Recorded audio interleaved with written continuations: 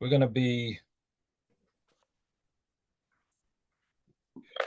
we are going to be starting from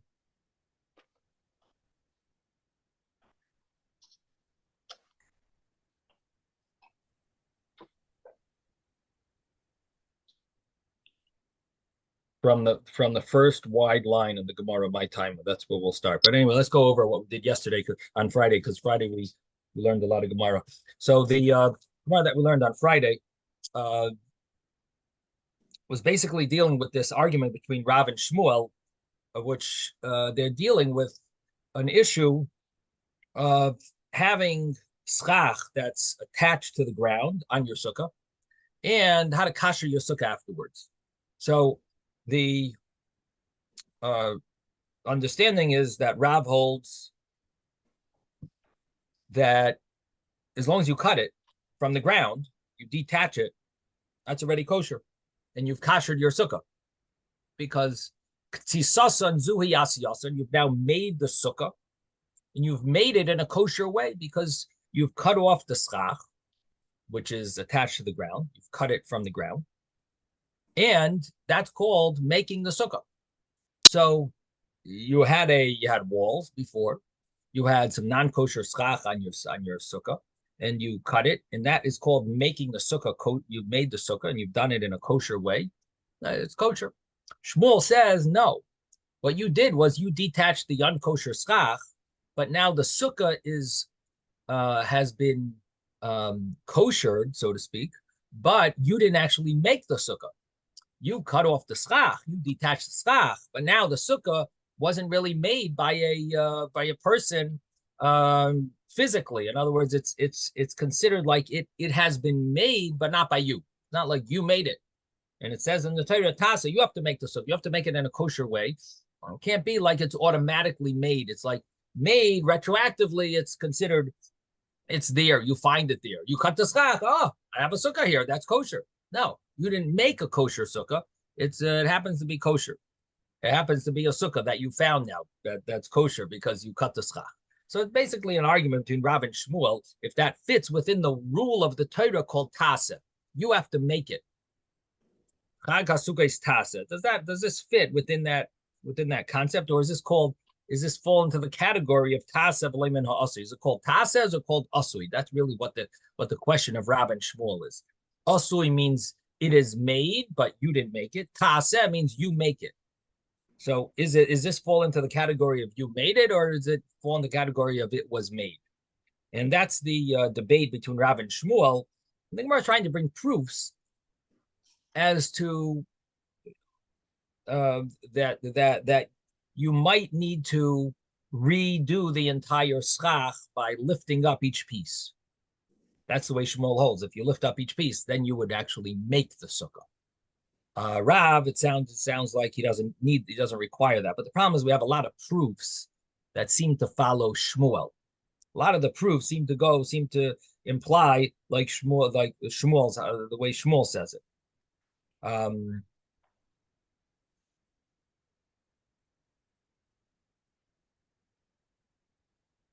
So the Gemara says, let's go through some of the proofs. So we'll start in the beginning of 11b. The Gemara had brought proofs before this about tzitzis. The Gemara does continue about this, that it gave cases where tzitzis, if you did the same thing with tzitzis, similar to what you did with a sukkah, where you made the tzitzis and you didn't cut the strings into 4 different strings, so you ended up using one string and making a whole tzitzis out of it, which it's interesting how you pulled it off, how you did it. But however you did it, you made the tzitzis, and then at the end, you want to just cut the strings into 4 different strings. So the Gemara had brought proofs. The Gemara had implied, at least, said that, we had a opinion of Shmuel, that Shmuel said, if you put on 2 corners at the same time, and then you cut it afterwards, it's considered kosher.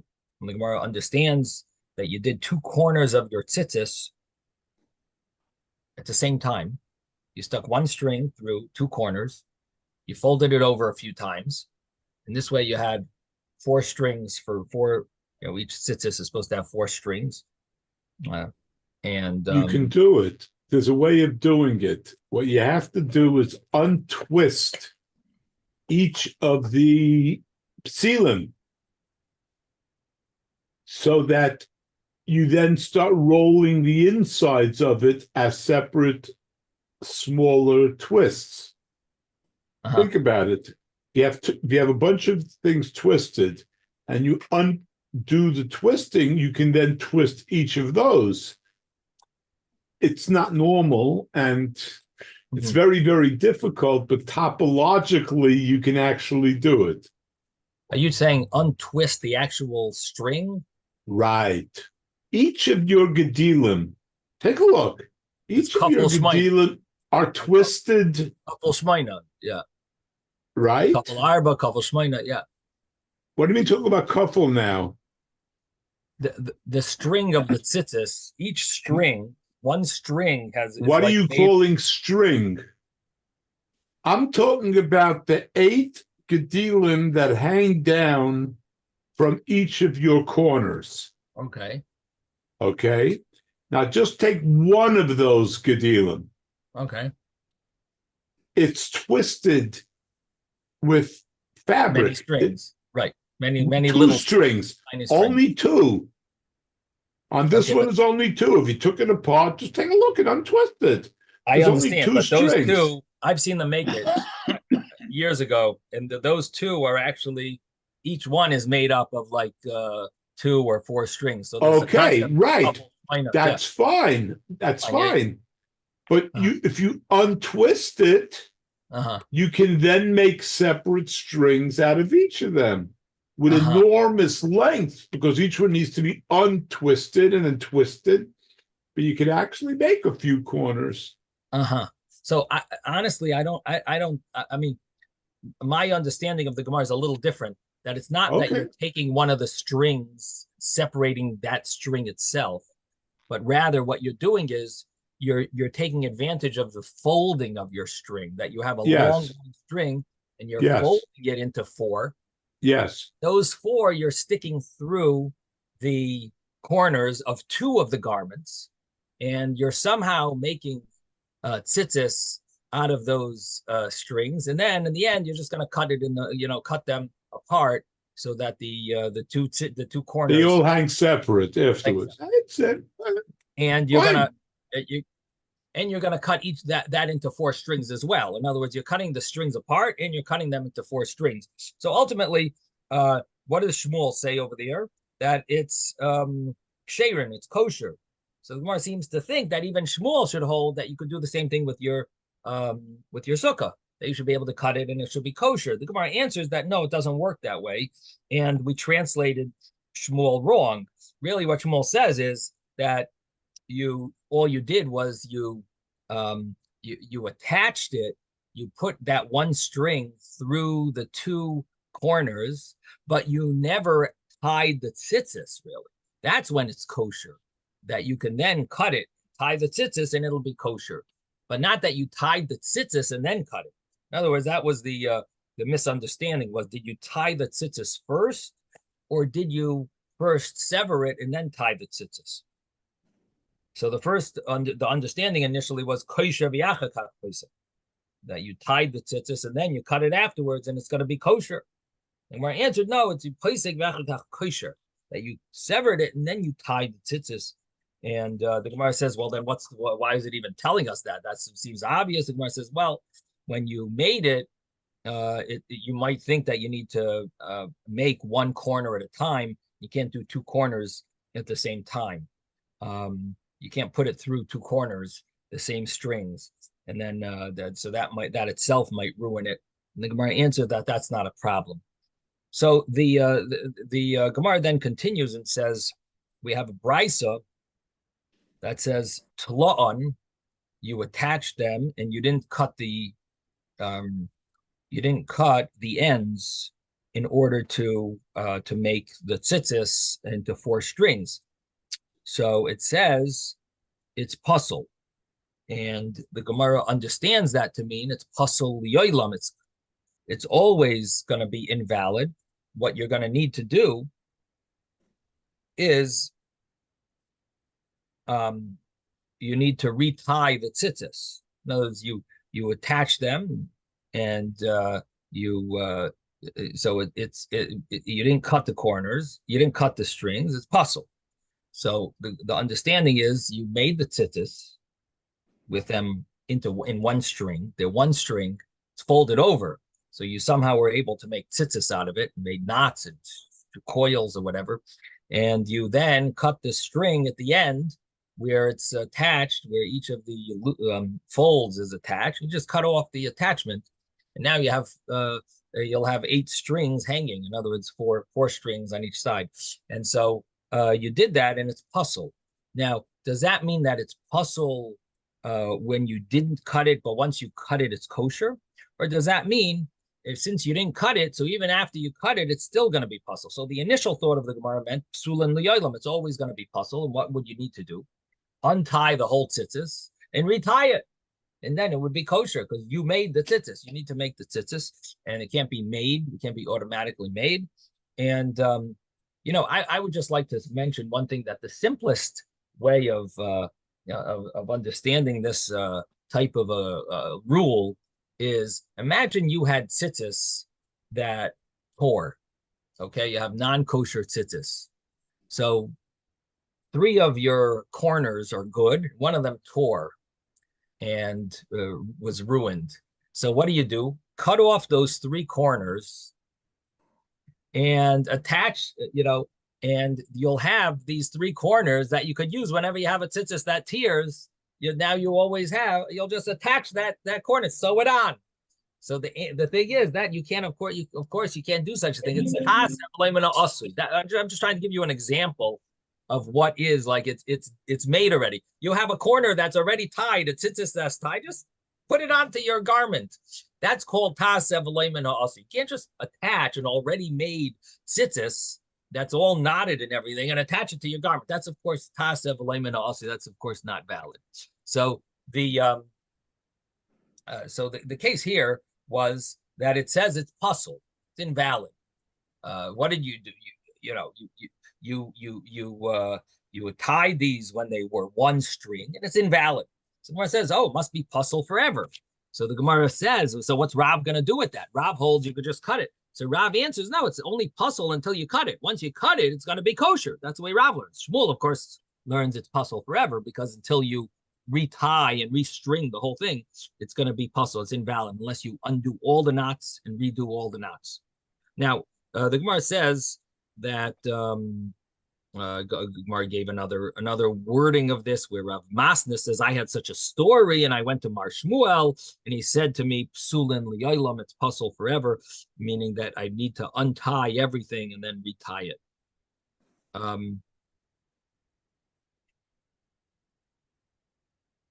Tosfos over here mentions that the halacha follows this law of Shmuel, that that when it comes to tzitzis and when it comes to sukkah, you do need to redo the whole thing. This is Tosfos on the top line. He says, "Kulu amayroi v'kula shitza k'Shmuel." Everyone follows Shmuel, and we don't say this law of ktzisasan zuhi asiyasan, that the cutting it is good enough. So just to know the halacha here, that in Gabe Sukkah you will need to lift up each one. And I think what Tosfos is possibly emphasizing is, normally when it comes to monetary laws, we follow Shmuel, and when it comes to Isurim, laws of mitzvahs, prohibited things, what's prohibited, what's permitted, normally we follow Rav. And here, Tosfos tells us, even though we normally would follow Rav when these type of halachas apply, but because all the Amoraim follow Shmuel, so it's basically we're following Shmuel, not necessarily because of Shmuel, but because everyone seems to hold this way. Kulhu Amoraim, Kula Shitza Kishmuel. Tosfos says all the Amoraim and the whole, all of the path seems to follow Shmuel. So now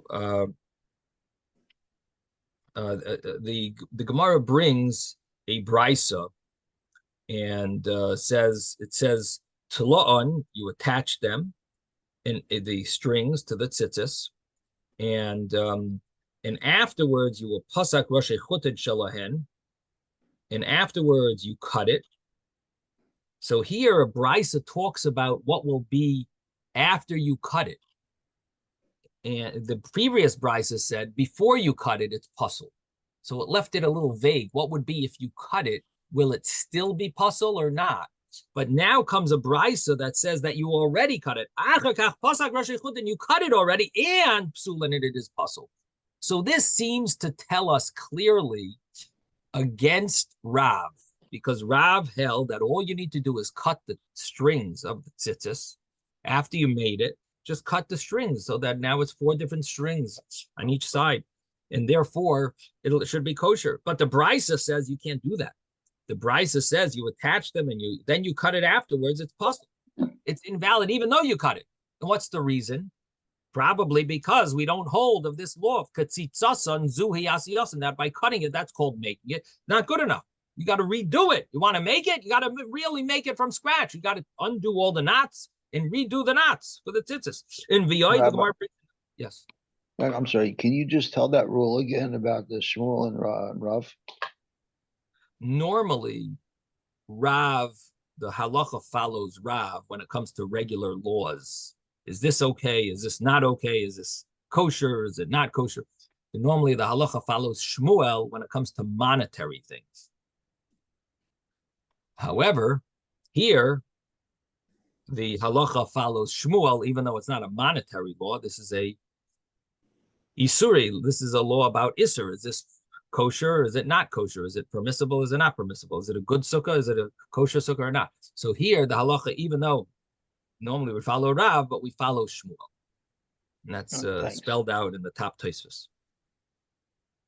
Okay, so the brisa says, the Gemara brings another brisa, v'oid tanya. So if we just brought one brisa that spelled out clearly that even after you cut it, it's still puzzle. That seems very good proof against Rav. And then the Gemara said that we also have a brisa regarding sukkah. So the first brisa was regarding tzitzis. Now comes a brisa regarding sukkah, where the brisa spells out that it says the reason is you're not allowed to have a sukkah that's already made. You need to actually make it. So you can't somehow have the sukkah by fixing one little thing that it becomes that it's a sukkah already. No, you have to actually make the sukkah. And it says from here, we say, because of this law, we say that if you put the branches of the vine, the gourd and the ivy, you pull it on your sukkah, and it would be invalid. You put tzchach on top of it, it's invalid. It's psula. So the Gemara says, what's the case talking about? If you didn't cut it, it's not a problem of tasav lemina. Also, it's a problem of mechubar. If you just leave a branch or branches that are attached to the ground on top of your sukkah, and they're still attached to the ground, so what's the problem with that sukkah?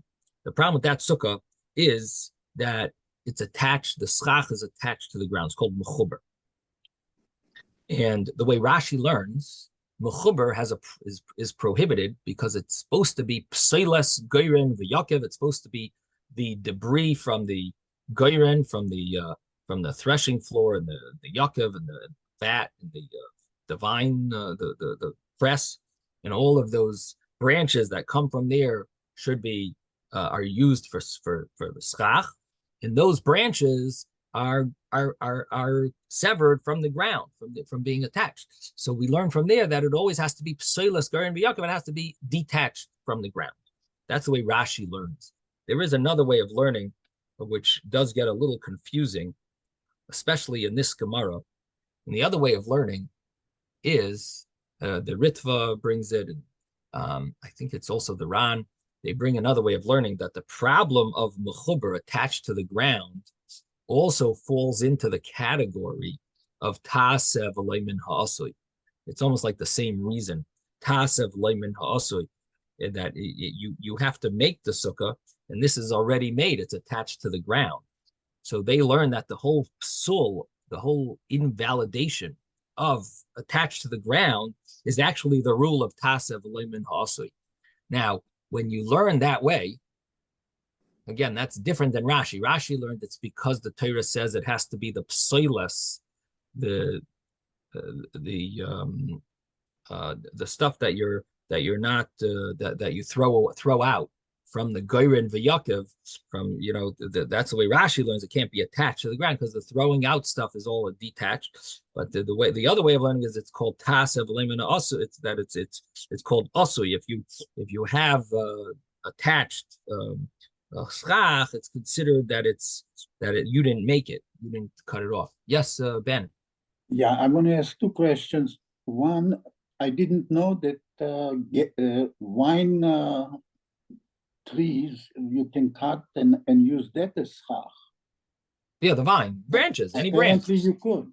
Yeah, branches, Okay. any branch, sure. Okay, so it doesn't have to be psolet. You can cut off fresh ones too. That's called the psoilas goyrin v'yakev. Okay. Yeah. Can you use wild grape vines? We have Any a lot vegetation. of vines growing wildly on the tree, close to the trees and growing over the trees, and you can cut them off. They have little grapes, but they never really grow enough for you to eat. So they are called wild grapes. Well, you're using using fruits is problematic, but using branches is not a problem. Any branches. The branches from it, yeah. The branches. Okay. The other thing is, what about sukkah that is pre-made? You just assemble it. Well, if the schach is already on it. No, it comes in a package. You open it up, assemble the sukkah, then you put the schach on it. Put the schach on. So when you put the schach on, that is a good. That's good. You did it good because you're making the sukkah. It doesn't matter how long it takes you, even though the walls the walls are made, and you now put schach on. That's called making the sukkah in a kosher way. But what happens if you make it in the sukkah non-kosher, and then you make a little fix in its kosher? Okay. That would be a problem because you're not really making the sukkah. You're just fixing something that now the sukkah is kosher, but the sukkah is made already, but it wasn't made in a kosher way. Okay. That would be the problem that we're dealing with here. So in this scenario, you made it in a non-kosher way because you have things that are attached to the ground as schach. So you made it in a non-kosher way. So the question is, can you just detach the schach from the ground? You have to lift up each piece and put it back down. Because the shul usually sells the evergreen branches for schach. Right. The needle kind of, Yeah, with needles. Yeah, sure. Yeah. That's beautiful schach. Moshe, Rabbi? did you want to say something? Yes. What about fruit-bearing trees that are under 3 years of age? That somebody takes the branches off of that and they use that as schach. Is that considered as that kosher schach? Is that kosher schach? I'm guessing yes, but I'd have to look it up. Is the prohibition of arla, is that on the tree or is that on the fruits? And is it a you're not allowed to get any use from the tree? It's interesting. Yeah, I have to look it up, but probably not. I think it's from the fruits.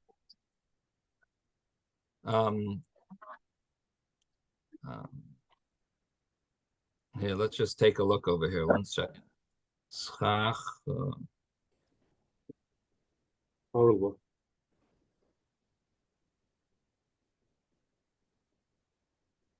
I think this is the tree.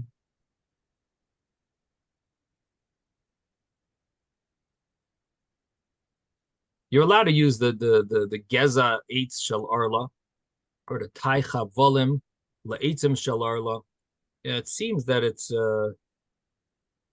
What about shikha and paya?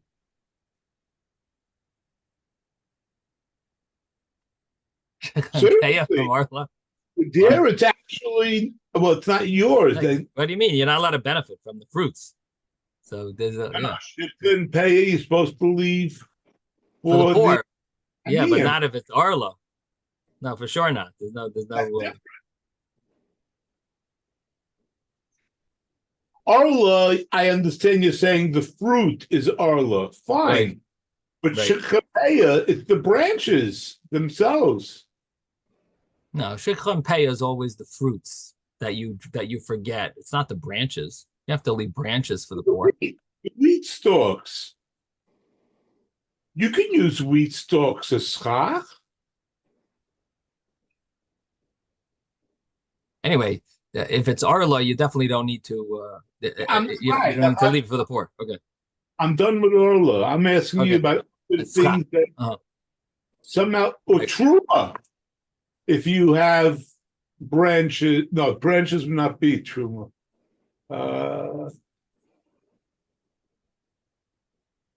That's true. Everything else, the fruit. So I don't know the source over here, but I'm reading something that says Isser Arla only applies to the fruit, not on the other parts of the tree, like the branches and this whatever's not a fruit. It doesn't have an Isser Arla. So anyway, so it doesn't seem like that would be a question there. Okay. And here it even spells it out. Again, I have to look up what the source is over here, just online. It's Mutter Lasi Sukkah Mikrashim Shemi Ilon Michael Shel Arla. You're allowed to make a sukkah from the beams that from a tree, fruit tree of arla. Ve'ein b'zeh isra anamei arla. Chimuta l'sachich es sukkah be'anfei ilan shel Michael. Even toich gimel shnois arla. Ve'ein b'zeh isra anamei arla. Achar shebe'etzem ein isra hanamei arla. Because the tree, the wood doesn't have an isra hana from arla. It's however, you can't be masachich with minei oichlim and anfei te'ena. Ve'hem te'ena, if there's fruit, it's maris behem nanav, is absulus. Yeah. So that answers your question. Okay.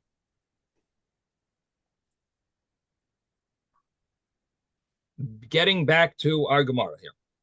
So you have we have a brisa where you masachech with, similar to our Mishnah, where you pulled the vine, the branches of the vine on your sukkah, and you put schach on top of it.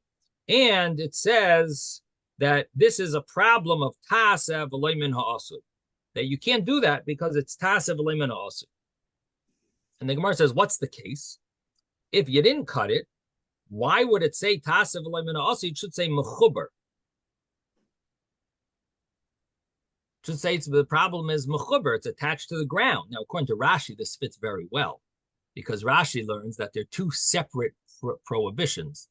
One is tasev v'lo min ha'asur, and one is called mechuber. Two separate things. Mechuber is learned from the psoilas, the refuse from the vines, and the tasev v'lo min ha'asur is it can't be automatically made unless you actually make it. So two separate things. It must be talking about that you cut it, and that's why it's called tasev v'lo min ha'asur. It's not attached to the ground, so that's not the problem. The problem is that you cut it, and now it's a problem of that you just fixed the problem, but you didn't actually make the sukkah. It's tasev v'lo min ha'asur, that it needs to be tasev. It needs to be that you make it, and not that it's asui, that it's made already. And when you just cut it, it's called asui, and therefore it says that it's invalid. Again, the brisa is telling us the reason, and by knowing the reason, it sort of explains what the case is. Because the reason it says is tasev v'lo min ha'asur, you can't have a sukkah that's made already. It has to be that you make it. So it must be talking about that you cut the schach from being detached from the ground. And the problem is that you didn't lift it up and put it back down. And it says it's puzzle. So that shows pretty much that the Rav is wrong and Shmuel is right, that it follows Shmuel. Shema mina, that we don't say tzitzasan zu yas yasan. Jufta de Rav. So what does Rav answer? So he answers these two words, shalfinu shlufi. Shalfinhu shlufi, and maybe that we have Ben over here. He can help us out over here. What does the word pashchan mean? Kin pei shin ches nun in Hebrew. Pashchan. I have no idea. Rashi. It's the fourth line in Rashi. If you have the Rashi over there on that page, on the fourth line, it says Shalfinu shlufi pashchan kin pei shin ches nun. Yeah, it basically means he severed from the tree the branch.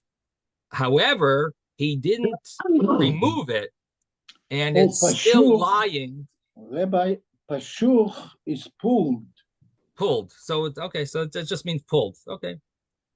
So he pulled it off from the branch, and but it's still lying right next to the tree, so it doesn't look like it's detached.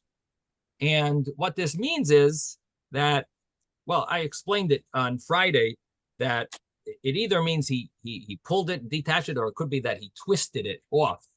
And by twisting it, it detached, but you can't really tell that it's fully detached. Or Tosfos has a shot here that he didn't actually fully detach it. He detached it almost fully, but there's still a little connected, but it can't live on what's connected.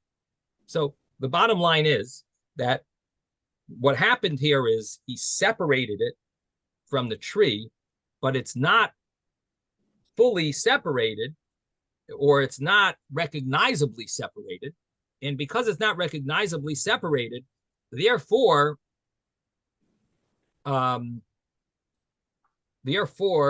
what do we say? That it's going to be invalid. It's going to be invalid because of tasev v'lo min ha'asui, that you might have fixed it, but it looks, but it's not clear that it is kosher. It has you did cut it, but it's tasev v'lo min ha'asui. It's not that it's not fully, it's not recognizably detached, and therefore it's going to be invalid.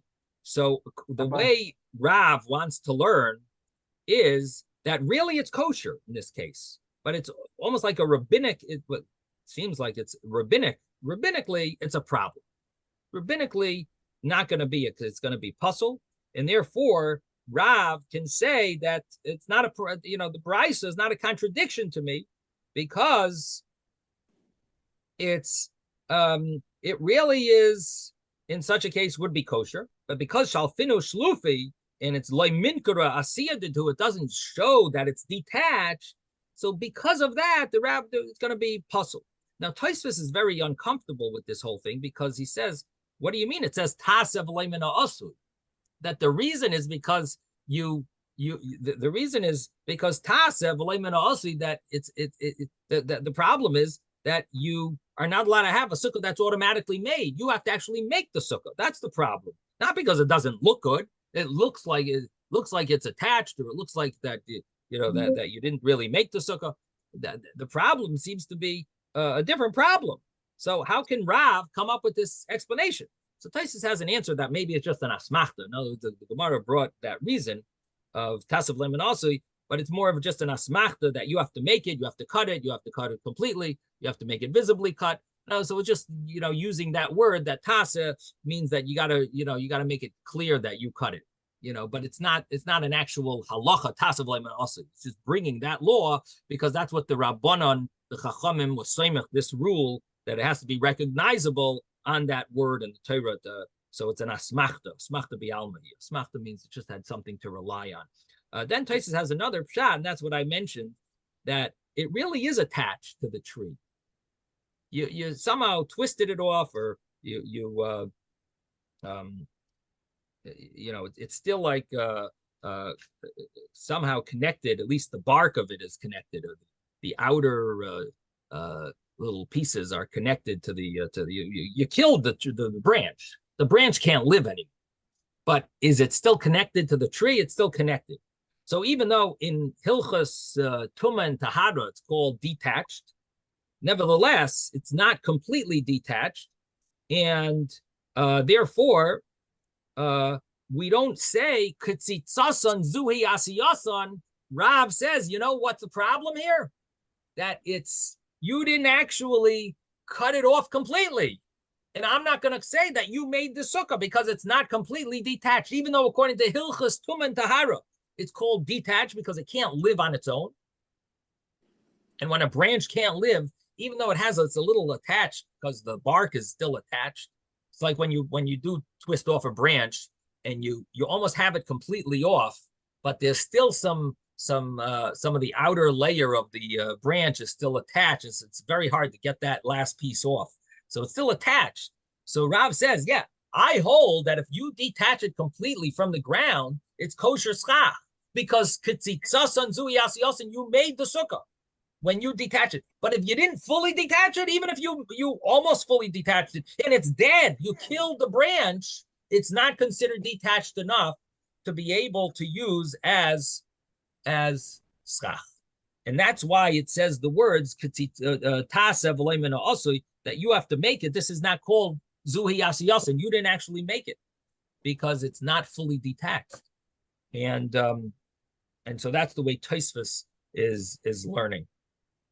Okay, so bottom line is that we have an answer for Rav on one brisa, but we don't have an answer for Rav on the other brisa, because the other brisa said that it pretty much spelled out clearly that even after you cut it off, it's still going to be puzzled, still invalid. So the Gemara ends off kasha. Then the Gemara comes with some interesting ideas that maybe this machlokes is applicable in other scenarios as well, where we have a machlokes. And the case that the Gemara compares it to is a case where you have berries on a myrtle. The myrtle does grow berries, and probably some of you probably have seen sometimes where the little tiny little stems that grow out of the myrtle and have a little berry on it. Anyway, so the halacha is that if the berries are more than the leaves, it is invalid, and it's called menumer, dotted, and it's not considered hadar, which is beautiful. The minim of the arba minim have to be, the four species have to be hadar, beautiful, and if it has these berries more than the leaves, it's not considered beautiful. And if but you are allowed to take them off, but not on Yantiv, or before Yantiv, you can cut off the berries and pluck them off, and it'll be kosher. And the Brisa says, what happens if you did pluck them off on Yom Tov? So what did it say? Avar v'likton. This what does it say over here? Avar v'likton. It says, the Gemara says that brings this Mishnah actually, that if you did transgress and you cut them, you took off you picked them, I should say, likton, you picked them, puzzle, it is invalid. And that's Reb Shimon ben Bar Yitzchok. The rabbis say it's kosher. So what's the reason? So the Gemara initially says, well, because the lulav needs to be tied together. And the problem here is that when you tied it together, it had berries on it. So what are you going to do now? You're going to cut off the berries? Well, what about tying the lulav with the other three species? What about the tying of it? You tied it already. And now you're going to kosher it? This is similar to taking a tzitzis that's already made and just sewing it onto your garments and say, oh, I have tzitzis now because I just sewed on. I had a corner from an old pair of tzitzis. I just sewed it onto this pair. You have it already made. It's I already tied it. I already tied the three species together, and I'm just plucking off the berries now. So I'm koshering it, but it's already made. It's already done. The three species are attached. So Rabbi, yes, when you throw away, let's say you throw away the tzitzit, Right. they tell you to cut off the tzitzis, not to throw it away with the tzitzis. Really? Yeah. No. You don't throw. You can throw away the beged if you want. The beged. If you But cut why off do they tell you to cut off the throw the tzitzis top if you out. can't use them? Right. But the corners should be like Seamus. That's what they're saying. You do that? You cut off the. I put my whole tzitzis in Seamus. You cut off the corners? If you have Seamus that don't want, I believe that you're allowed to throw out the corners also. Yeah. I asked we the don't. rab- But we I don't. actually We don't. think In other words, because I mean, with the trailers, it pays for me to undo the gedilim and just reuse them. now you don't just throw them in the garbage, but you whatchamacallit, you wrap them in a bag or something, so it's not disgusting. But would you be allowed to throw them out? As far as I understand, you're allowed to throw them out. Well, many have a custom to put it in Seamus, but all right. Anyway, so you cut off the tzitzis and put the tzitzis part in Seamus and not the garment. Okay, that's. But you cannot reuse them, right? Sure, you can. You can undo. If you want to undo the tzitzis, I don't think it's worth it because they just said you cannot use them. No. You can't use. Yeah, no, you're right. You can't cut off a good corner and say, you know what, I'll just attach that good corner to my other pair of tzitzis. But what you can do is unravel it, take out all the knots. Yeah.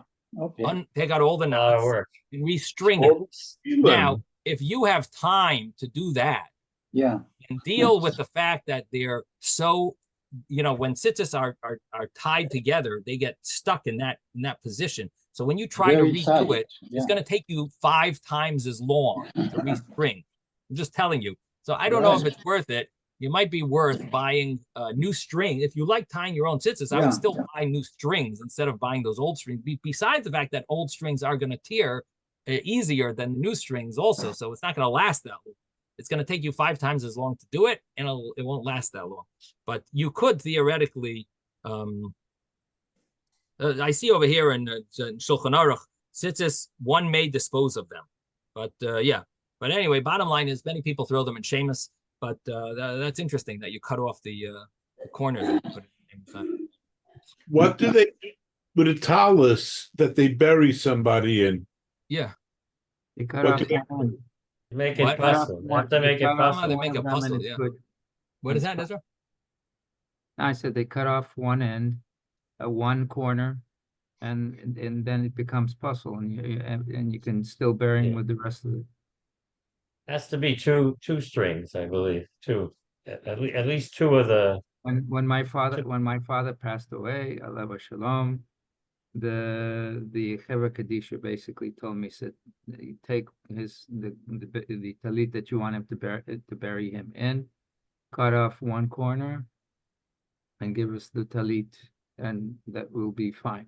You've already made it puzzle by doing that. Right, for sure. Yeah. The minhag in Boston is the cut. You just cut 2 of the strings. 2 strings. 2 strings. He's saying cut and you can leave it on the talit. Right. And just and as long as 2, not 1, because 1 I guess is a machloket if it's possible. So by cutting at least 2, cutting 2, it makes it right. Possible. I think Ezra was saying you cut the one corner. Is that what you said, or just one string, or the original corner. 1 corner? Yeah. So it also makes a puzzle. You're not arguing. It's 2 ways of making a puzzle. Okay. So anyway, bottom line is that do you know why we make a puzzle for someone who passes away? Why do they make a puzzle? Well, because they can't do mitzvot anymore. How can you put on a mate that something? It would be embarrassing. It would be embarrassing, teasing the mace that he can't do mitzvahs. That seemingly it would be. I think that's the same reason in the cemetery you can't wear your tzitzis out. Right. I believe that's the reason. Right. Here's a kosher talus, but you get no credit. Right. Or you can't do it. You're not fulfilling the mitzvah. Right. You get nothing. You can't even do it. Okay. So anyway, bottom line is that we have this argument between Rav and Shmuel, and we're now bringing a Mishnah that talks about the hadassim and where they have berries on them, and you want to pluck the hadassim. You did it. You plucked it, but the problem is it was already made into a combination of the species that the lulav is supposed to be with, the hadas, the aravais, and the lulav. And so is that a problem? So the same machlekes maybe that we have about the case of lulav is the same machlekes maybe that we have here with regard to a sukkah. That Rabbi, I have a question. Yeah. I have a question on this whole paragraph. It sounds like they're more worried about the way that the species are connected than in fact that this is on Yontif. I mean, isn't this more of an issue that somebody's doing something on Yontif that it shouldn't be allowed to do? I mean, so it's not that we're more worried about it. We have no choice. It was done already.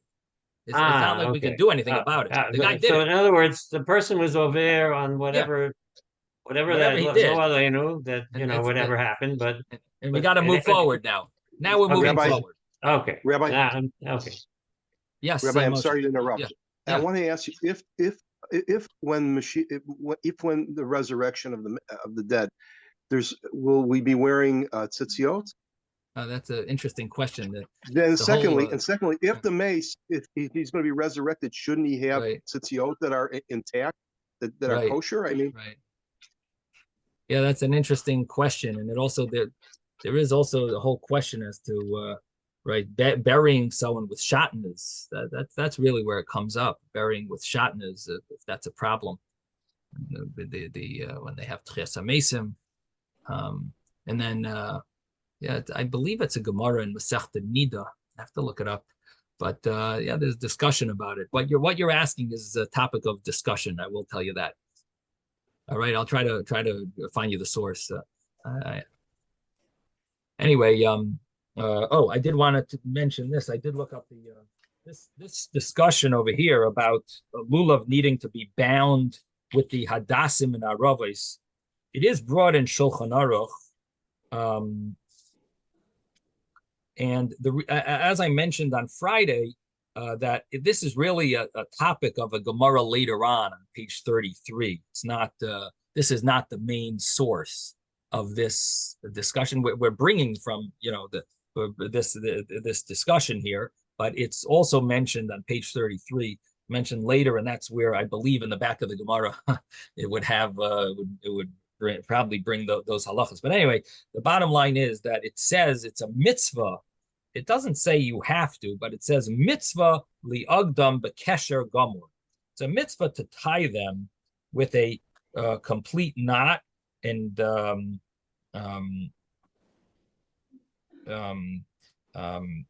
it should be considered eged, like attached. In other words, that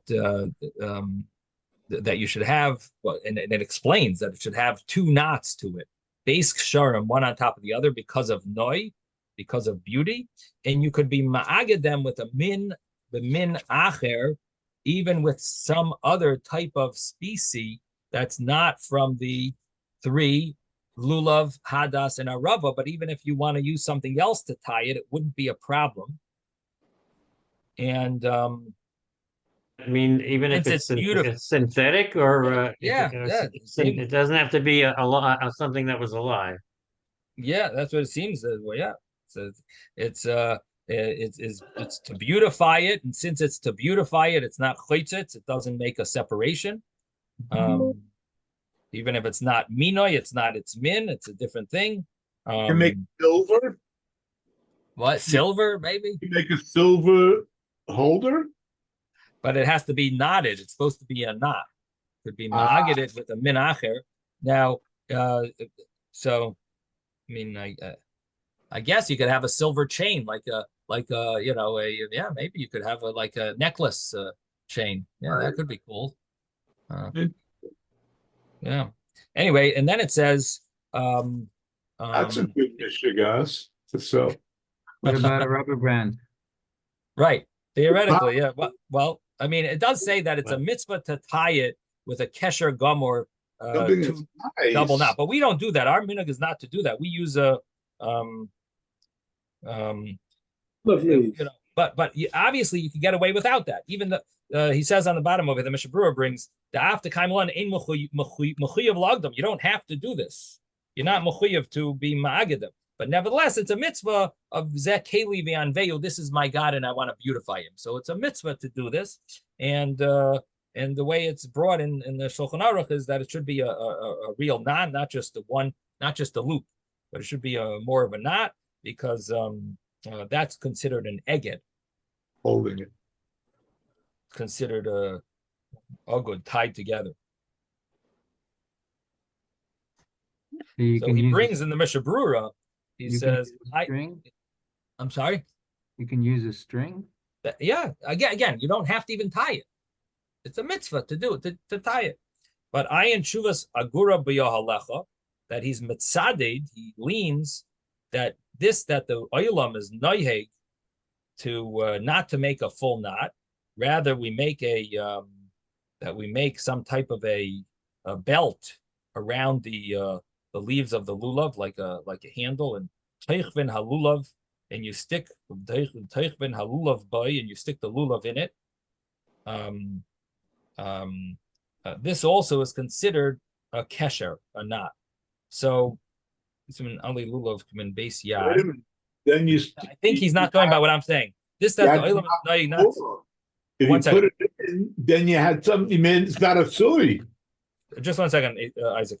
Let me just read this line one more time. This that the oilam is noyig not to make a knot, but they make a holder from the leaves of a lulav, like a hand, like a hole, like a thing to hold, and you stick the lulav in it. This is also considered like a kesher. So according to this Mishnah Berurah, it sounds that you don't even have to tie that handle, that thing that holder, that receptacle that holds the lulav, the hadassim, and aravos. If you have that with the lulav in it, it seems that there is an opinion that that's considered eged. It's tied, and you fulfill the mitzvah of zakeli v'aveo. I don't think the I don't know if you can say that the Mechaber, the Beis Yosef, Rabbi Yosef Kaira would agree, but he leans that there is that opinion holds that that's called an eged, that's called a tied. So there, so that would be a. I mean, wasn't that the minhag in the minhag in Europe? That's what they did. So that's what he's describing, right? Yeah, but my question is, many people they have that holder, but they also tie a loop around that to the lulav, don't they? Or it's not so common? Yeah, they put they one. Do. They put a one or two, a couple of those. But he's saying it's not necessary. Brings for the lulav out of the same leaves of the lulav. Yeah, it's made from the leaves of the lulav. Yeah. He said he brings from this chuvas, the shilas chuvas sefer, agura ba'alecha. So I guess we could look it up over there. You're right. You're right about that. They put it around. I put it around specifically so that the two parts that hold the ayavot and hadassim don't sort of flop around. They just stay close to the. Right. Right. I mean, I have the holder just like you're describing, but I also have a single loop that holds the three together. The three of them together, so that they're all in one, in proximity of the lulav. Now, when you put that one loop around it, is it on top of the holder or is it above it? I put it on top of the holder. Yeah. At least one on top of the holder. Right. Then attaching the holder, going up at sometimes two more, so that the leaves even of the lulav don't fly around too much with the waving. Right. Yeah. So that it does talk about the Sfardim just use that one. They use two of them, I think, to hold the aravot and the hadassim together. right against the lulav itself, and Right. there's no, they don't use the holder at all. Right. So we have to wait. And the Chabad also, they just We take also a, do that. We do that with 3. Yeah, we do 3 around the Hadassim and Arabas and the Lulav. Okay. So come back in 2 minutes. Okay. Come back in 2 minutes. Okay. So the Mechaber says it's a mitzvah to tie them together with the two knots, not a loop, and you could tie them with a min acher. And if the leaves fall into this tying, it's not a problem because it's min b'minai. Let's say a leaf of the hadassim falls off and is inside this. It's not considered a chatzitza. It's not considered a separation. But if it's shalai b'minai, it could be a problem, and therefore. You should be careful to take a chut sheragaliyos saviv hadas. You should take a chut, a string. red. Because shetzarach lahasar achut misham dezeh hachut hu shalai b'mina ve'ena lanaisa aval kach badi hadas belulav shari v'lei havi chatzitz zamek lanaisa. So he says that.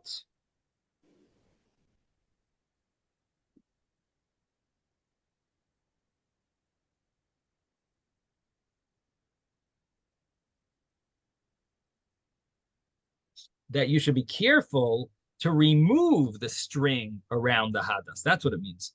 You should be careful to remove, if the hadas comes with a string, so you should remove that string around it. Again, before we were talking about putting a string around all of the 3 species. So if you put a string around all the 3 species, it's okay. But if you're putting a string around, if you buy hadassim and they come in 2s, right? Or 3 hadassim and 2 arabas, you buy them with the string around it, that's a problem. Because that's an elastic that's holding your hadassim together, but that is separating between the hadassim and the lulav and the aravis. So there you got to remove it. So you should be careful to remove the string that is normally around the hadassim. That's what it brings from the Maharil.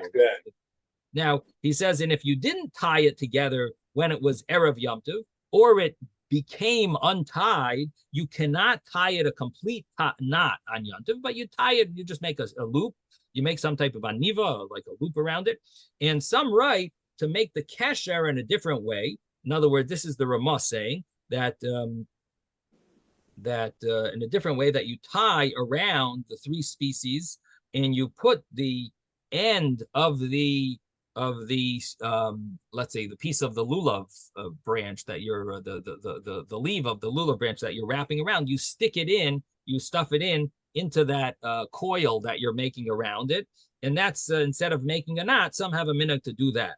And v'yesh likshar hadas gavoya yosim en arava, should have the hadas tied above from the arava. You should tie it that it's a little higher. And yashbel hadas v'arava teich ogad halulav, lower the hadassim and aravas that should be that you should be able to take all 3 in your hand at the time of the bracha. And some write to make on the lulav 3 kasharim, 3 knots, and v'chein nayagin, that they make on the lulav 3 knots keneged the 3 avos. And the way the Mishnah says it is the 3 on the bottom are called like 1. And then do 2 more on the top if you can. And Eliyahu Rabbah says maybe make 3 on the lulav itself besides the 1 on the bottom. Even if you made 1, it's kosher. And